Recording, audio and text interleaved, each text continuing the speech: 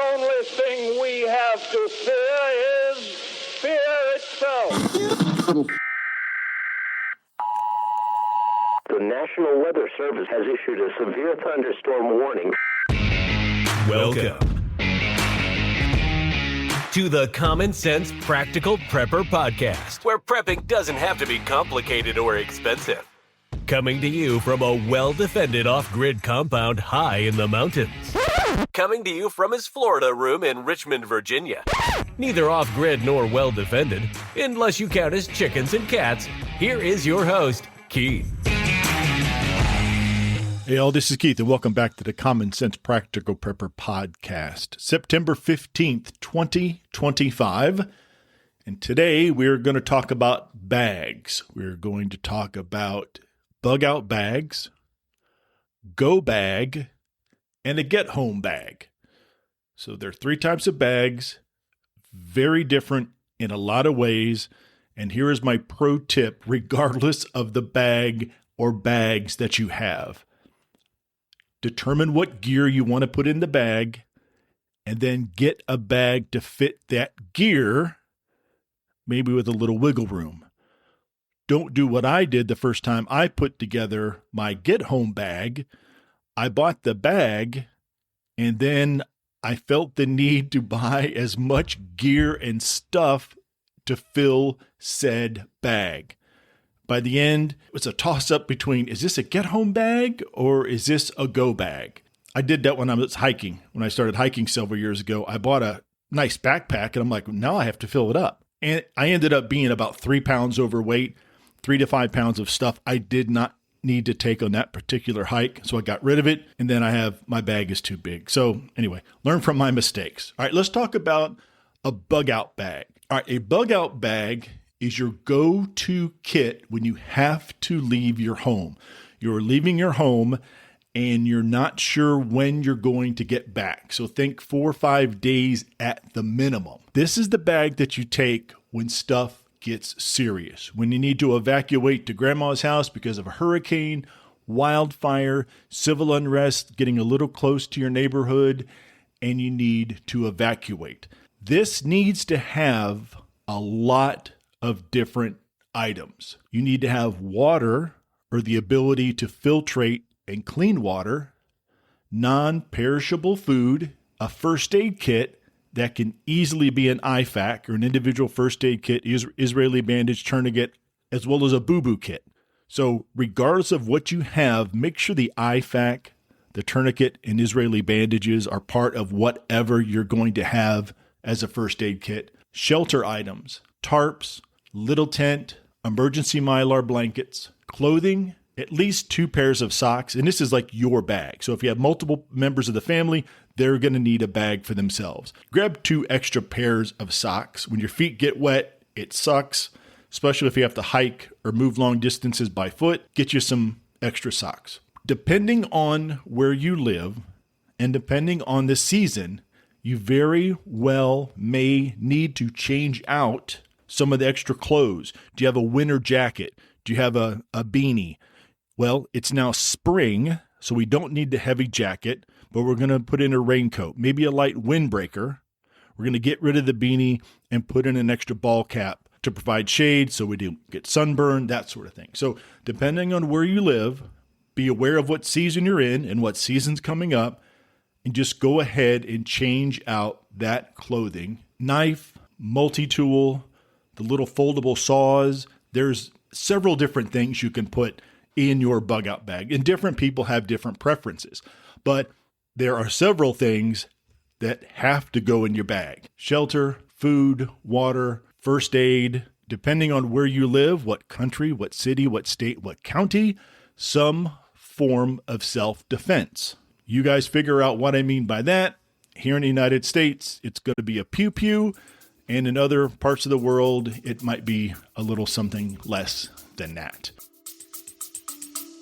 We'll be back after a quick break. Hey, Common Sense Practical Prepper listeners. Want reliable, long-lasting food for your preps? Augustin Farms has you covered with top-quality freeze-dried and dehydrated meals, veggies, meats and more. Shelf-stable up to 25 years, made in the USA and actually delicious. Great prices, even better product. Use my affiliate link in the show notes. Don't forget to use the coupon code PODCASTPREP at checkout for an extra 10% off. Stock up now and prep smart. Back to the show. So just be cognizant of your laws in your country, your city, your state, your town, all the little ordinances.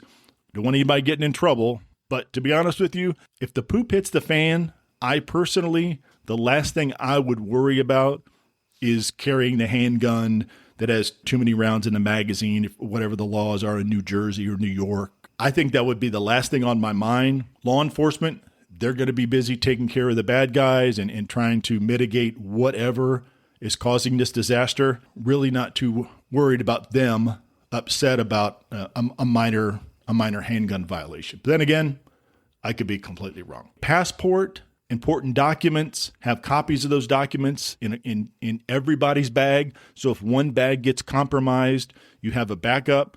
Make sure every bag has a fire starter kit. So you kind of want to go ahead and everybody gets a bag.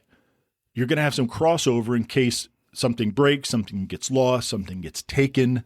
So you're not stuck if your daughter loses her bag and she was the one that had the fire starting kit. Oh no, we can't start a fire now because little Susie's bag was stolen. Mom, dad, cousins, other brother, whatever, they've got a fire starting kit as well. As far as the bag itself, you could spend $20 or you can spend $300. There are some very expensive bags out there. Now, you get what you pay for. So do your homework. Make sure it's a healthy zipper on it. It's got the straps. Maybe it's got the straps tucked into the side. It can become a backpack. But again, this is something that's going to be packed and it's going to be readily available in the hall closet, on a shelf in the garage. And make sure you take them down. Make sure you check them out. Your food, expiration, the water bottles. Well, let's flip out the water bottles. They've been in there for a few months. Everybody here's a water bottle. Let's put some fresh ones in there. Definitely maintain your bags. Don't just toss it somewhere and be like, well, when the poop hits the fan, I'm going to go grab this bag out of the closet and I'll be good to go. Now, a go bag. So in my current career, I was on a team a couple years ago. Being on that team, I needed to have a go bag. And my go bag basically sat inside the closet, the hall closet, closest to the front door. So think of a go bag as a 72-hour bag, a grab and go. When I was on this particular team, I had to have a 72-hour bag ready to go and the ability to get to an airport within about an hour, hour and a half, which I could certainly do. On 9/11, when I was a police officer, I'm in Richmond, Virginia, and the Pentagon is about 2 hours away with no traffic. A call came over the radio. Myself and several other officers were told, hey, how quickly can you get home and get back here with the go bag? So there was that. So at that time, I had not started really any serious prepping at all. I had to throw one together. It probably would have got a D- if somebody that knew about prepping graded my bag. But anyway, 72-hour bag, go bag. It's much lighter and it's designed for rapid response. Small amount of water and snacks. Okay, we're not going for 3 days, but a couple water bottles, granola bars, trail mix, whatever. So these are snacks. We're not sitting down and having a 4-course meal. All right, we still have the first aid kit. All right, it's going to be in my bag. It's going to be an IFAC and it's going to be a boo-boo kit. A flashlight or a headlamp. Again, do the routine maintenance on your bags. Did I accidentally leave it on and now the batteries are dead? Is it chargeable by USB-C? So let's go ahead and plug it into the charger while I'm going through everything else. Or do I need to change out the batteries? And obviously you're going to have a couple extra set of batteries just in case. A phone charger or power bank. Now, if you have the iPhone with the mag chargers, the magnet chargers that can clip on the back, certainly a good idea. They make solar battery banks. I've got one by Anker, Anker. I really like their products. They're the only company when I need cables and battery banks and other sorts of things for my phone. Anker is my go-to. They always have sales pretty often. and their prices are comparable. They're a little more expensive than some of the knockoffs, but I'll pay the extra couple bucks knowing that it's an Anchor and it's going to do well, and they stand by their product. Your important documents, we're going to have those. We're going to have copies of birth certificates, driver's license, insurance policies, living will, medical directive. And I've spoken before, I have all of my information on a waterproof thumb drive that I keep on a chain that I keep around my neck. So if I am unable to speak for myself, can't give consent, I'm in the hospital, they can pull that, pop it in a laptop, and they can see everything they need to know. Major medical operations, all the surgeries to my spine and my back, getting all those vertebrae fused, that sort of thing. They'll be able to see that. Oh, he's allergic to X, Y, and Z. Oh, we better not give him that because that would have killed him. There's a lot of information on there. Other stuff I throw on there are recent photos or fairly recent photos of family members. In the event we get separated, someone doesn't have ID, and you have to prove that that kid over there belongs to you, or that lady is the wife, the girlfriend, the partner, whomever. They're part of your family. You need to be reunited. And here's the paperwork to prove that we're all in this together. And again, with the bag, get your gear and then go ahead and get your bag. So some cash or credit card. And I'm not sure why I didn't mention that with the bug out bag. That I guess it's kind of a given, but unless you really think about it, this is the second podcast in a row that puberty just hit me all of a sudden. Make sure that you have cash. We talked about precious metals for bartering, that sort of thing, if you need that. But make sure you have cash, credit card, debit card, a lightweight poncho, the emergency blanket, the Mylar blankets. Go ahead and just throw those in there. They don't weigh anything. So again, this is a situation where this bag has become useful. You need to evacuate a building, your office, fire alarm, leaving town quickly, do an approaching storm. You're dealing with a sudden power outage that forces you to leave and to go somewhere else. So again, keep the bag handy. I know folks that have their go bag, their EDC, their everyday carry bag with them in the office. They'll have their laptop and whatever they need for that day's work. I also know that that is pretty much their go bag. So in the event, and their keys are in that bag too. So in the event we have to evacuate the office, you grab that bag and you've got everything you need.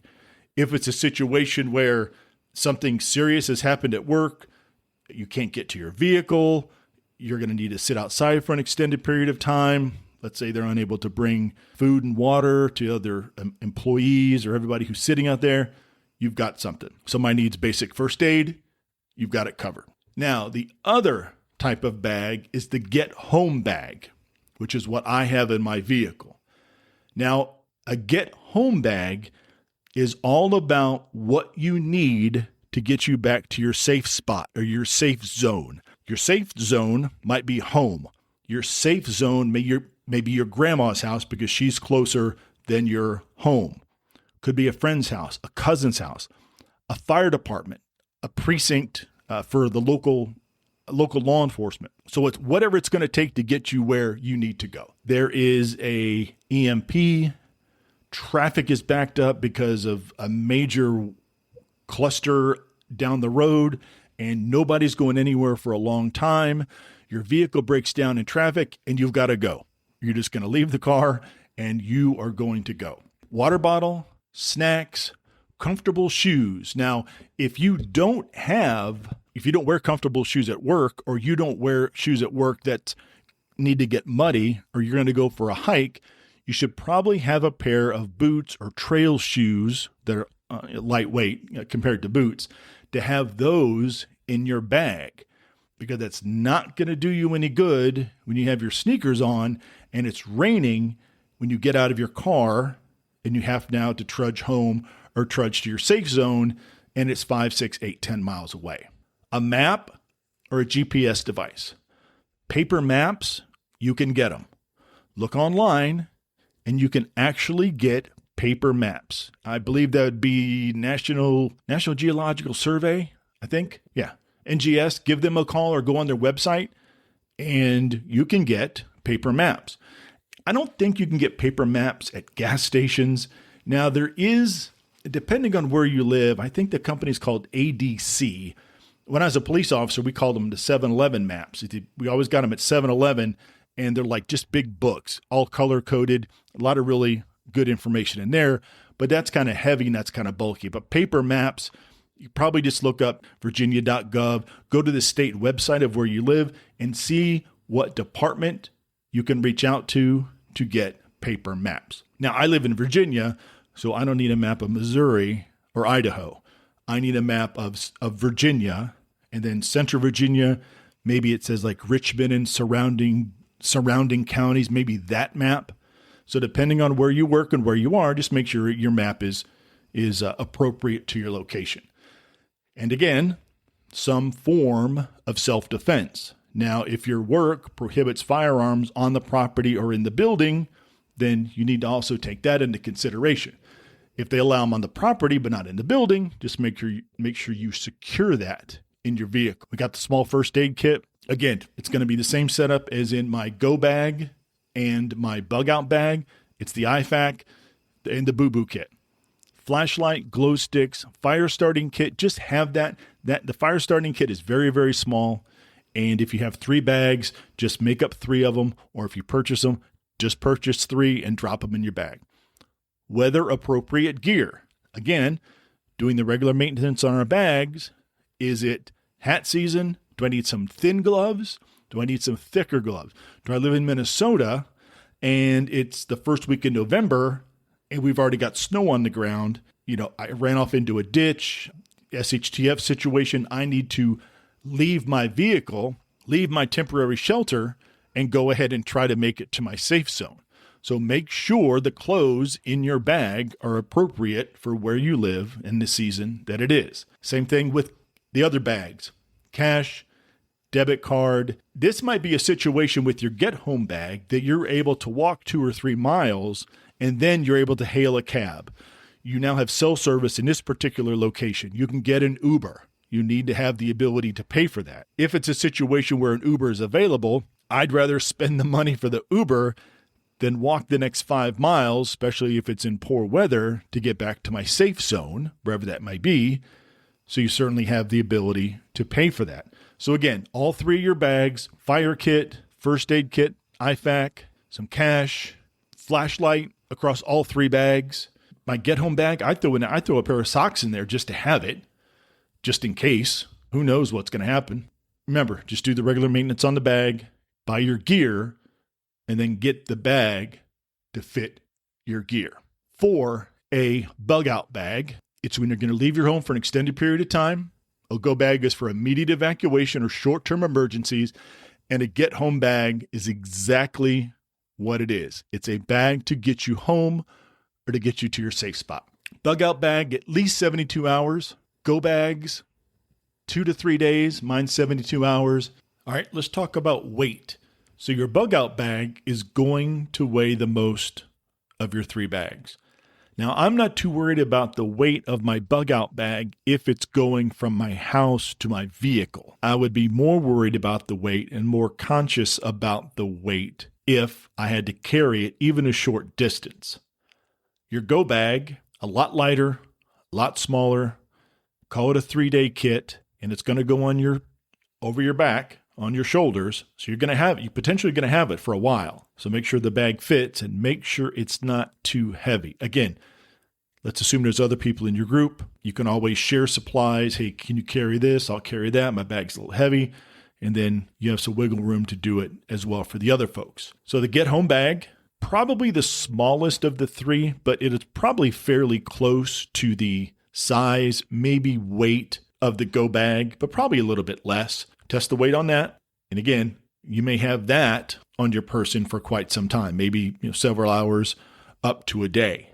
All right, folks, I really appreciate everybody tuning in.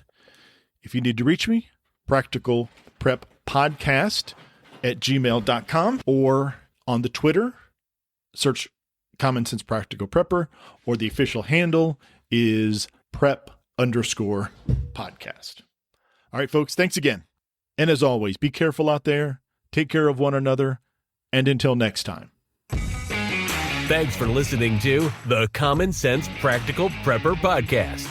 Be sure to subscribe so you don't miss an episode. While you're at it, help spread the word by leaving a rating and review.